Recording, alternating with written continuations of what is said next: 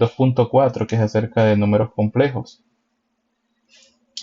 Entonces, esta sección la vamos a estar desarrollando en línea por el hecho de que, pues, por tiempo, en realidad, por tiempo, más que todo.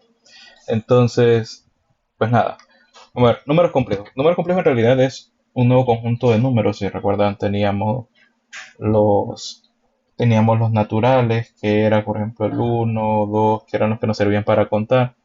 Luego habíamos agregado los enteros, que eran los naturales más los números negativos y el cero. Menos uno, menos 2, menos 100. Después de ahí extendimos un poco más ese par de conjuntos y agregamos lo que eran los números eh, racionales, que se representaban con una Q. Y los números racionales ya traían, de ahí ya podíamos escribir cualquier cosa que fuera una fracción, por ejemplo, como un medio, como punto 3, cualquier racional finito, como por ejemplo eh, 1.215, por ejemplo. Eso es un número que se puede representar como una fracción. Y eso, pues a eso se les conoce como conjuntos racional, como números racionales. Y podrían ser positivos, podrían ser negativos, podríamos tener eh, menos 20 sobre 5 y cosas así. 20 por 5 o algo así. Luego había otro conjunto que se le agregaba a esto, que no es que se agregaba, sino que era un apartado, que usualmente se representa como un conjunto más pequeño, pero no es que nosotros vamos a decir que es pequeño o no, que son los irracionales, que son números que no podemos representar con una fracción. Recuerden que los racionales son todos los que podemos representar como a entre b, y los irracionales eran números que no tenían fin, que no se podían representar como una fracción, por ejemplo, como las raíces no exactas, como raíz de 3, raíz de menos raíz de 3, pi, el número de Euler, y cualquier número que no tenga un patrón, por así decirlo, cualquier número que tenga decimales infinitos, eso era un irracional. Entonces, a la unión de los racionales y los irracionales, ¿sí? A la unión de esos dos grandes grupos, es a lo que se le conoce como los números reales, ¿sí? Entonces, los números reales son cualquier número que nosotros podamos encontrar en la naturaleza como tal y que nos puede servir o ayudar a contabilizar cosas, a determinar medidas o a determinar eh, cualquier, al que queramos representar cualquier cosa o cantidad por medio de números, ¿no? Entonces, ahora lo que sucede es que vamos a agregar un nuevo conjunto. Vamos a agregar un conjunto que se llama los números complejos, que son los números que tienen la forma a más b por i. Vamos a ver qué tiene que ver eso. Y esos números complejos están fuera de los racionales, de los reales. Son números complejos de un conjunto afuera, ¿sí? O sea, son dos grupos totalmente separados. Y más bien, eh, vamos a aclarar un poco más la figura. De alguna forma, los números reales quedan incluidos dentro de los complejos. Dentro de los complejos va a haber otro conjunto, pero eso no lo vamos a explicar como conjunto, pero algo así. Quedaría algo así. Sí. Los números reales también se pueden identificar como complejos. Ahí está.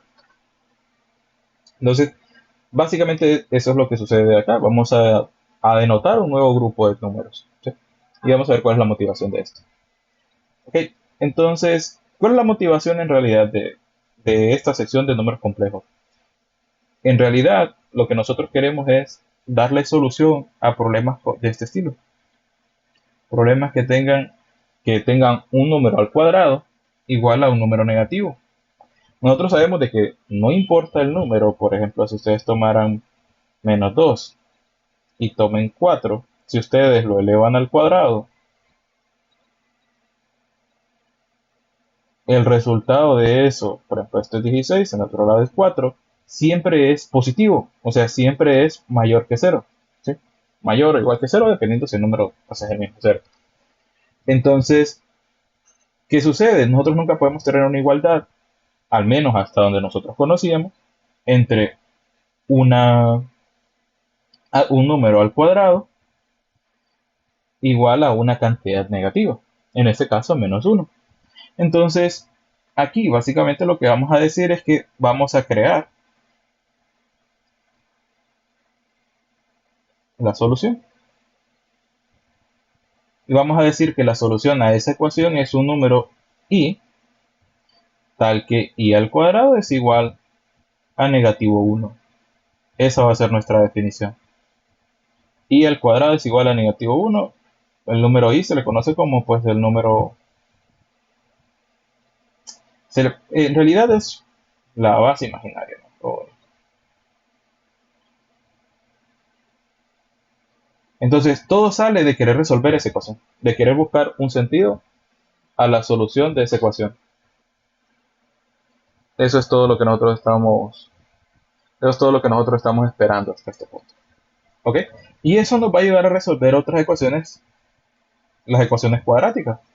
Porque nosotros habíamos llegado al caso en el cual el, el determinante, podíamos tener cierta cantidad de soluciones dependiendo del determinante. Por ejemplo, si el determinante era una cantidad mayor que cero, entonces decíamos que teníamos dos soluciones reales. Ahora ya vamos a estar agregando eso de ese apellido real. Si el determinante era una cantidad igual a cero, eso teníamos una solución real. Y decíamos de que si el determinante de algo, de una ecuación, era menor que cero, esto no tenía solución. Pero no teníamos una solución real. Porque ahora lo que va a suceder es de que agregando esos números complejos, agregando ese número y al cuadrado menos 1, este caso cuando el determinante sea negativo o sea menor que cero, pues lo que nos va a decir es de que vamos a tener dos soluciones complejas. ¿Sí? Esa es toda la motivación de esta sección en realidad. Encontrar que una ecuación cuadrática va a tener dos soluciones reales, dos soluciones complejas, o va a tener una sola que vamos a decir que va a ser repetida. Pero eso un poquito más adelante. Entonces, esa es en realidad la definición. La definición va a ser esta. Y con esa definición podemos hacer un poco de álgebra, ¿no? Y hay que tener en cuenta lo siguiente. Ese número i al cuadrado que hemos definido que i al cuadrado, hay que tener un poquito de cuidado con eso, i al cuadrado es igual a menos 1. Eso nosotros hemos dicho, se define de esa forma, ¿sí? Pero también para evitar problemas, para evitar el problema de que cuando nosotros saquemos raíz, por ejemplo, a ambos lados, aquí me quede, si seguimos las reglas normales, cuando yo saque raíz, tratando de ahí como una variable, aquí debería quedarme más menos 1. Entonces, para evitar ese problema del más menos, ¿sí? Ese leve detalle, el más menos, vamos a definir lo siguiente. I es igual a la raíz de menos 1, ¿sí? Y por lo tanto, vamos a decir que i al cuadrado es igual a negativo 1. Es decir, habíamos dicho de que i iba a venir de esta ecuación, ¿no?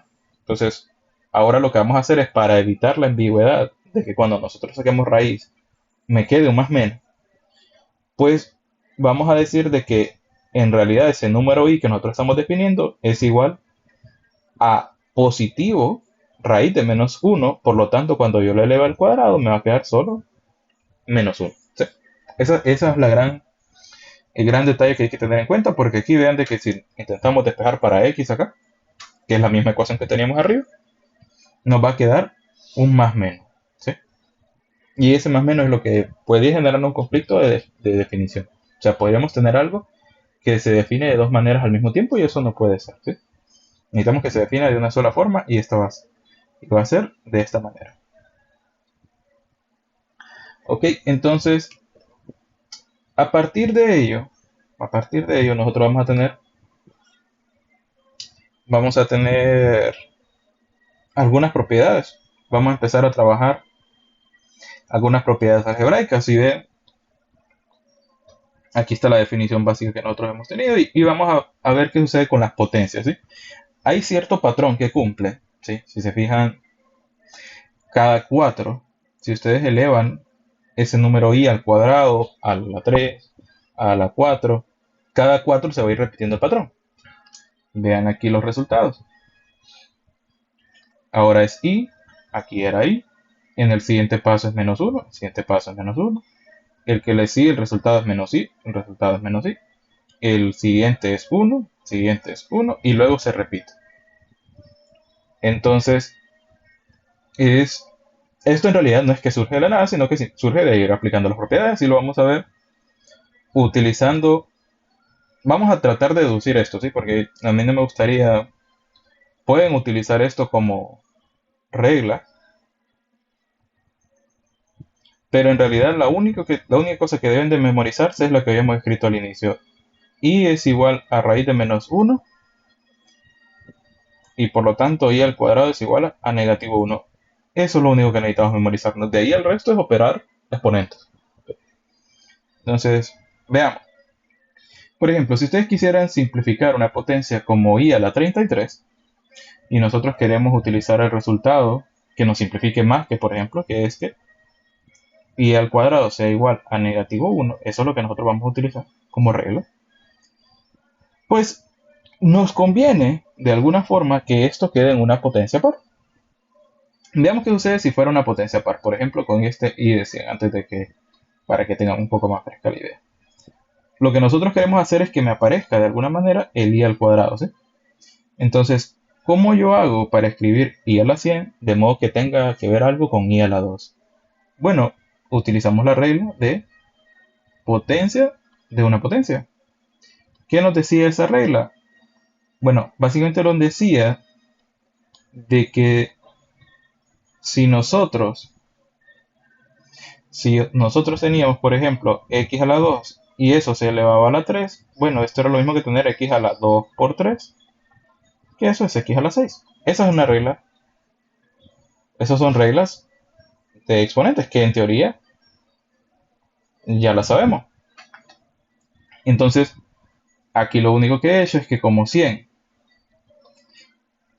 es igual a 2 por 50, pues entonces he aplicado la regla de potencias nada más. Entonces, y ahora i al cuadrado es igual, ahora i al cuadrado a la 50, eso va a ser igual a negativo 1 elevado a la 50, y eso es algo que si no lo vemos directamente podríamos colocarlo en la calculadora sin ningún problema, pero menos 1 elevado a una potencia par, eso nos debería dar 1, ¿sí? O sea, solo piensen que menos 1 por menos 1, eso nos da 1, ¿sí? Siempre que multipliquemos un par. De ahí menos 1 por menos 1 por menos 1, eso va a ser negativo. Y si le agregamos 4, pues entonces ahí se van a hacer positivos y así sucesivamente. Cuando es par es positivo, cuando es par es negativo. ¿Ok? Entonces, cuando hay una potencia par involucrada, es muy fácil, porque solo tenemos que aplicar la regla, esta regla de exponentes. Por ejemplo, acá, si tenemos i a la 2, eso sería lo mismo que tener i a la 2 y todo eso elevarlo a la 6, porque 2 por 6 es 3, 12, perdón. Entonces esto va a ser lo mismo que menos 1 a la 6, y ahora menos 1 a la 6, eso es 1 sobre 3. Entonces veamos ahora qué sucede cuando tenemos una potencia impar, que era el primer caso. Como no puedo aplicar directamente esta regla, porque no puedo 33 entre 2, no es un número entero.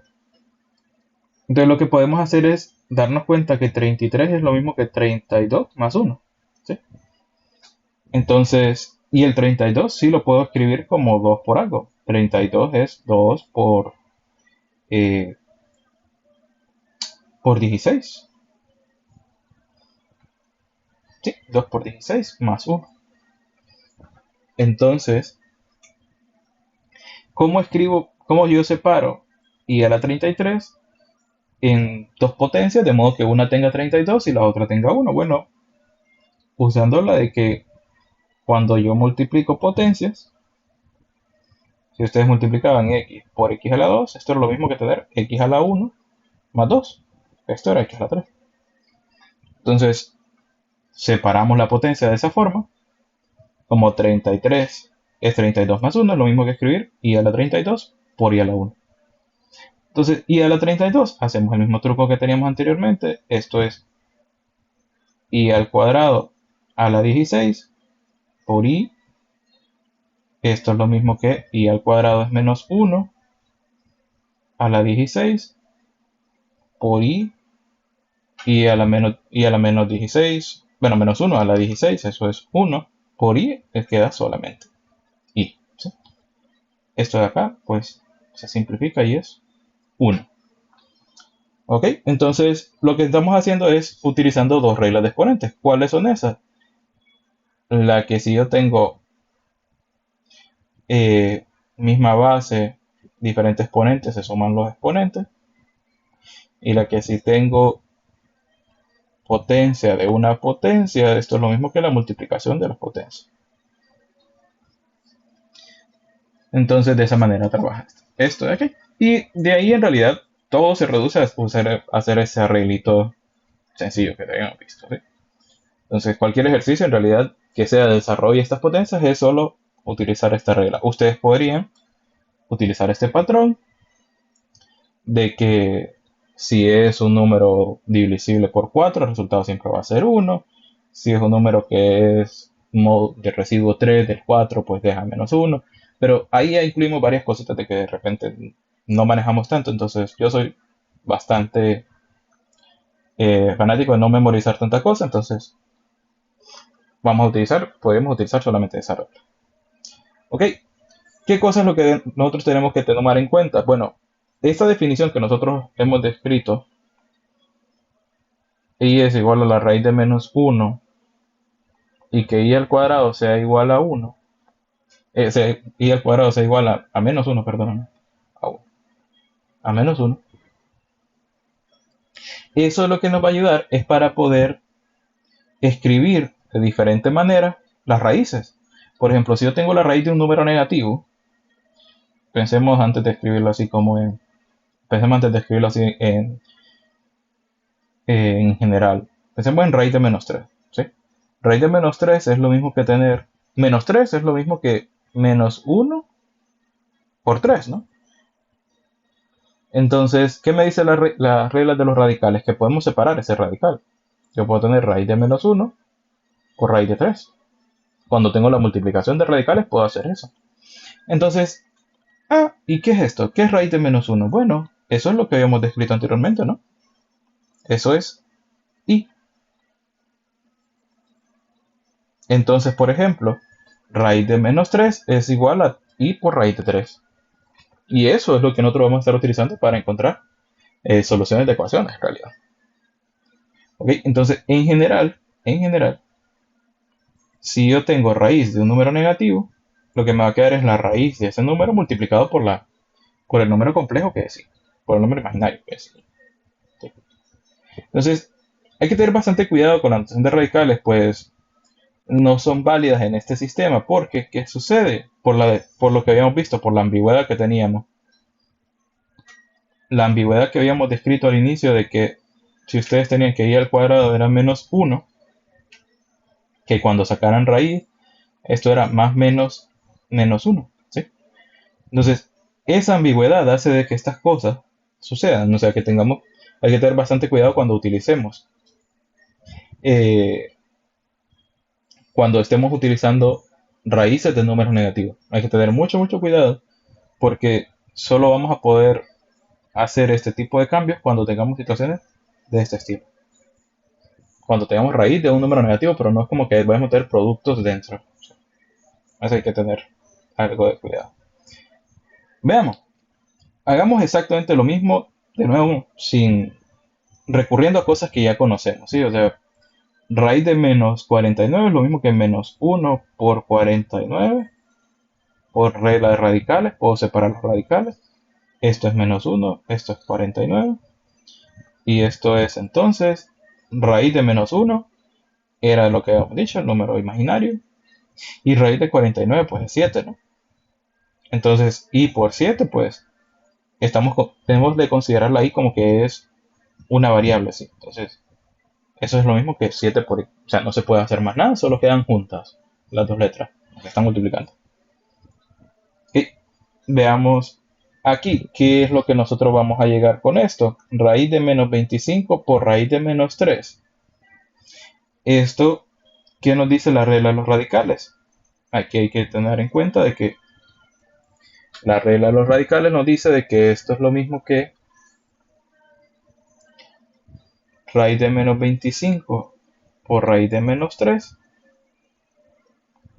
Y esto es lo mismo que raíz de 25 por 3. Que esto es 5 raíz de 3. ¿Ok? Bueno, esto de nuevo 5 raíz de 3, esto se puede volver a separar. Esto es raíz de 25 raíz de 3 y esto es 5 raíz de 3. ¿Ok? Entonces, pues nada, en realidad aquí lo que estamos haciendo es aplicando las reglas de las radicales, ¿sí? La misma que habíamos tenido anteriormente. Y sucede lo mismo con que hubieran raíces. Por ejemplo, aquí raíz de menos 25 sobre 144, esto es lo mismo que tener menos 1 por 25 sobre 144, que dice la regla de los radicales, que podemos separar radicales. Esto es menos 1 raíz de 25 sobre 144. Raíz de menos 1 que era igual, eso es igual ahí. Raíz de 25 sobre 144. Y ahora en las divisiones, pues lo mismo, se separa el radical, ¿no? Entonces raíz de 25 sobre raíz de 144. Y esto es lo mismo que tener i por 5 sobre raíz de 144 de 12. Entonces esto es 5 sobre 12 por i. Vean de que la i como tal se va simplemente agregando por ahí. Ok, entonces esto es como que alguna de las cosas que debemos considerar. Y ahora, eso era simplemente si teníamos un número. Eh, Esto es simplemente si teníamos un número nada más con el número complejo, ¿sí? Ahora, ¿qué sucede si nosotros le agregamos un número real? Entonces, ahora, esto es lo que viene a definir es el concepto de números complejos. Un número complejo es aquel que se puede escribir de la forma a más bi, que era lo que había mencionado al inicio, donde a y b son números que pertenecen a los números reales, o sea, son los números que nosotros conocemos. Solo que ahora, esa parte y, pues a eso le vamos a estar llamando parte imaginaria, ¿sí? Entonces, esto va a ser todo eso, todo ese número usualmente se representa con la letra Z. Es algo que nosotros le conocemos a esa combinación, le conocemos como número complejo, que es la mezcla de dos números, un número real y otro número que tiene el número imaginario. ¿Ok?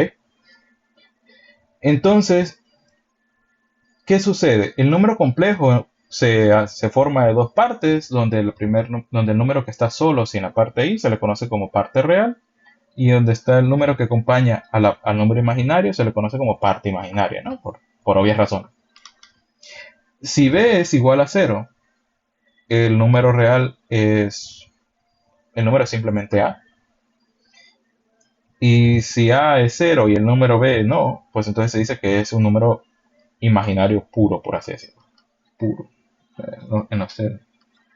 En otros textos se suele decir más como un número imaginario puro. ¿A qué se refiere esto? Se refiere a que, por ejemplo, si ustedes tuvieran el 3, que es un número real, esto se puede escribir como 3 más 0 por i. ¿Sí? Porque 0 por i es 0, más 3 es 3. Entonces, ¿eso que nos está diciendo? Lo que nos está diciendo es lo que habíamos planteado al inicio. Esto es un número real y también es un número complejo, donde su parte imaginaria es 0. Eso es lo que nos está diciendo.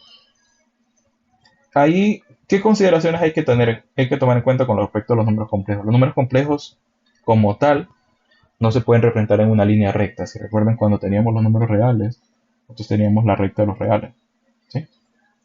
Y sobre esa recta podíamos ubicar el 0 acá, Damos el 1, poníamos la unidad que nosotros quisiéramos y ahí podíamos encontrar cualquier número real.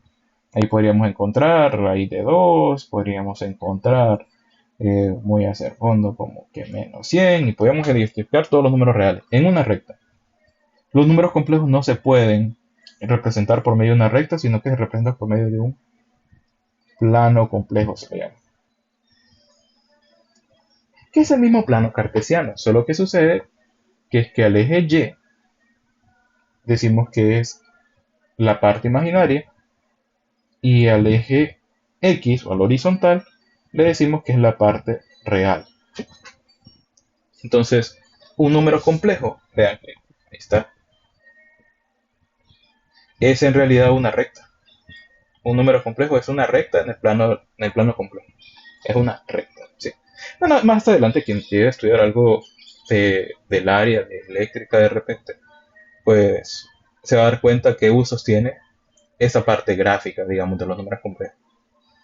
Ok, entonces, algunas cosas que nosotros tenemos que podríamos identificar es, por ejemplo, los conceptos de parte real y parte imaginaria. La parte real se representa como RE de Z, sí, y la parte imaginaria se representa como IM de Z. Entonces, por ejemplo, la parte real de este número, ¿cuál sería? Es el número que no tiene, el i. O sea, la parte real de este número es 3. ¿Cuál es la parte imaginaria? La parte imaginaria es menos 5, ¿sí? Lo que acompaña a la i. Lo que acompaña a la i con todo y el signo. Veamos acá. Parte real de z es 1. Y la imaginaria de z, ¿cuánto sería? Vamos a ver.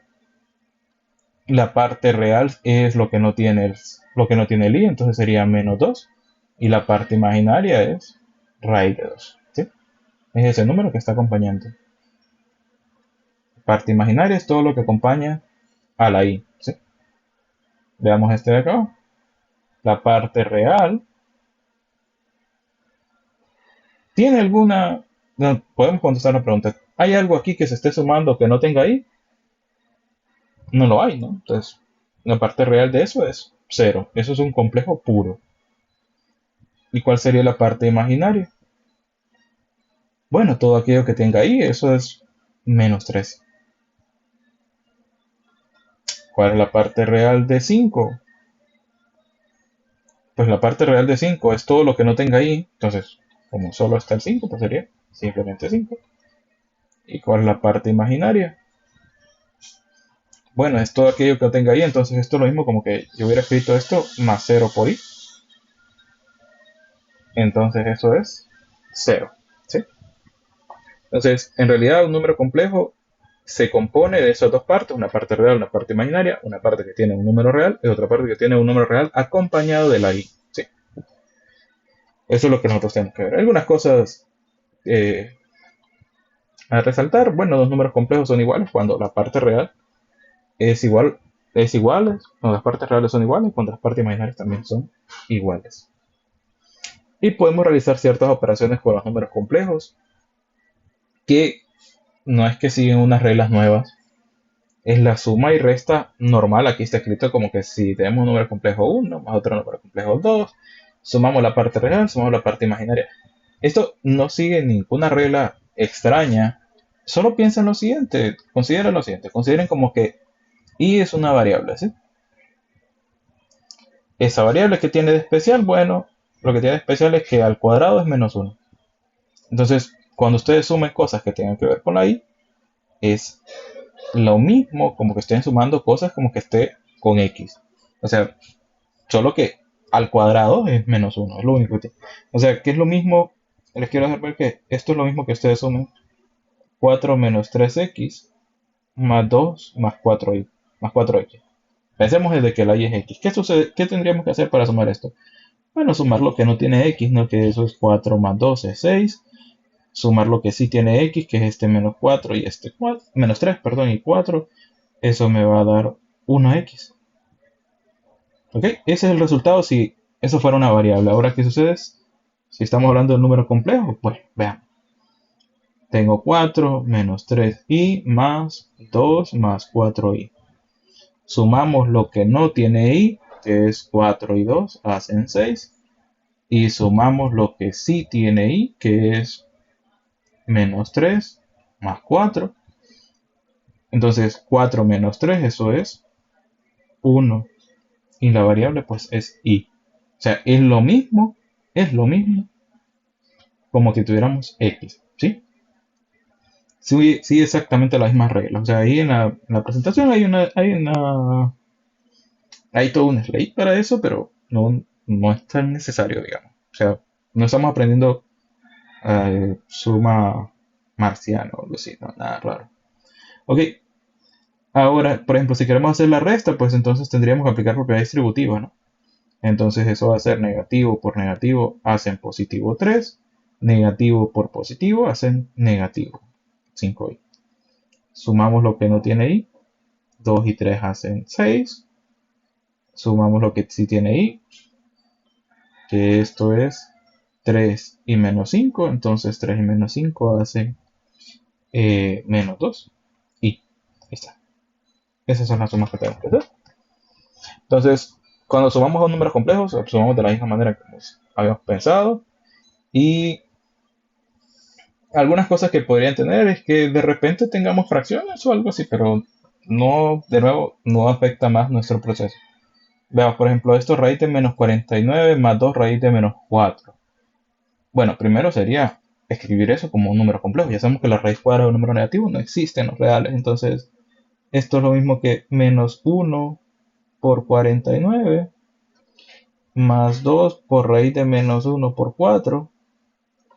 Esto es lo mismo que raíz de menos 1 por raíz de 49 más 2 por raíz de menos 1 por raíz de 4.